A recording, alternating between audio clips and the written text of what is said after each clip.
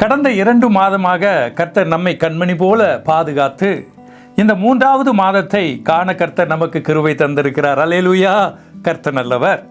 இந்த மாதத்தில் கர்த்தர் நமக்கு கொடுக்கிற வார்த்தை நெகேமியா 2வது அதிகாரம் 18வது வசனத்தினுடைய பின்பாகம்.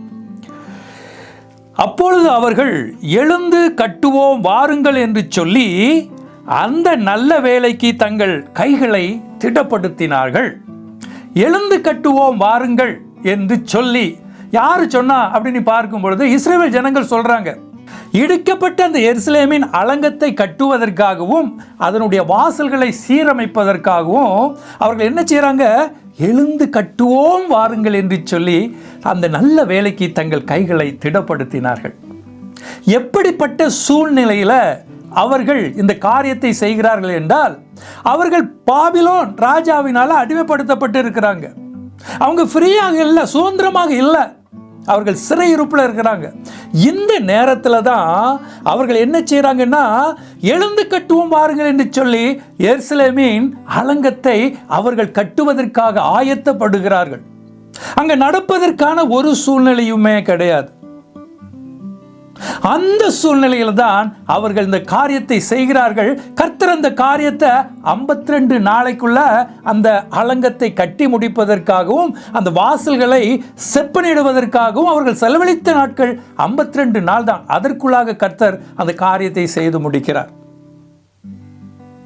எனக்கு அன்பான தேவ ஜனமே, இந்த மாதத்திலும் கூட நம்முடைய வாழ்க்கையிலும் அநேக காரியங்கள் நடக்க முடியாது, இது என்னுடைய வாழ்க்கையில் நடக்காது என்கிற ஒரு சூழ்நிலையில காணப்படலாம்.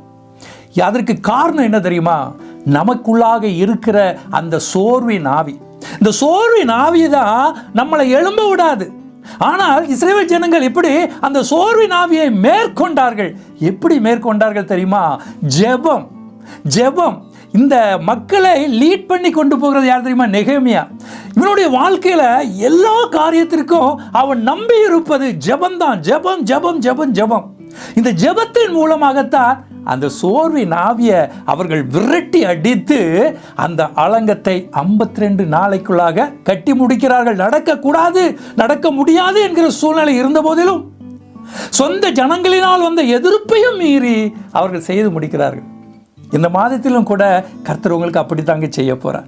இந்த மாதத்தில் நிச்சயமாக செய்வார். நீங்க என்ன நினைக்கிறீங்க? இந்த காரியம் நடக்காதுப்பா, இந்த ஆசீர்வாதம் நடக்காது, இதெல்லாம் நடக்கக்கூடிய சூழ்நிலை இல்லை என்று நீங்க நினைத்து கொண்டிருக்கிறீங்களா? இந்த நேரத்தில் உங்களுக்குள்ளாக இருக்கிற அந்த சோர்வின் ஆவியை இயேசு கிறிஸ்துவின் நாமத்தினால கட்டிந்து கொண்டு நீங்க எழுமணும். அந்த சோர்வின் ஆவியை விரட்டி நீங்க எழுமணும்னா இந்த மாதத்தில் உங்களுக்கு துணை நிற்க போகிறது என்ன தெரியுமா? ஜெபம். நன்றாக ஜெபிக்கணும். நீங்க ஜெபிக்க ஜெபிக்க ஜெபிக்க உங்களுக்குள்ளாக இருக்கிற அந்த சோர்வின் ஆவிகள் அத்தனையும் விலகி ஓடி கர்த்தர் உங்களுடைய காரியத்தை வெற்றியாக செய்து முடிப்பார். நிச்சயமாக செய்து முடிப்பார். யாரெல்லாம் எதிர்த்து வந்தாலும் நீங்க பயப்படாதீங்க. அன்னைக்கு யூத ஜனங்கள் எதிர்த்து வந்தாங்க. ஒரு பகுதி யூத ஜனங்கள் இதற்கு எதிர்ப்பு தான் தெரிவித்தாங்க, பயமுறுத்தினாங்க.